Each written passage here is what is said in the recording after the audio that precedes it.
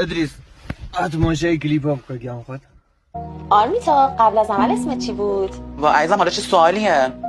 امیر بودم. چی شد تصمیم گرفتی دختر بشی؟ یا آقا محمدی بود، ما بچه بودیم، رفیق تو رگی داداشی بودیم با هم دیگه. این عاشق دختره شد. این دختره پرتوقع چش سفید خیلی از محمد من انتظار داشت. این آقا محمد ما پس هزینه‌اش برنمیومد. دختره خدا رو شکر رفت. دیدم محمد شکست عشقی خورده ناراحت. گفتم حیف نیست آخه. پسر این خوشگلی به این رشتی ماشاءالله. چرا بعد به خاطر رفتن دختره دیگه گفتم در رفاقت رسم ما جان دادن است. تصمیم گرفتم خودم عمل کنم دختر شم.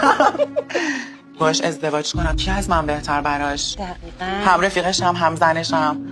دوستش هم دارم. اونم خیلی دوست هم داره کاترین. شام عروسیمونه. خیلی خوشحالم. ان شاء الله خوشبخت شیم. کاترین جونم مرسی.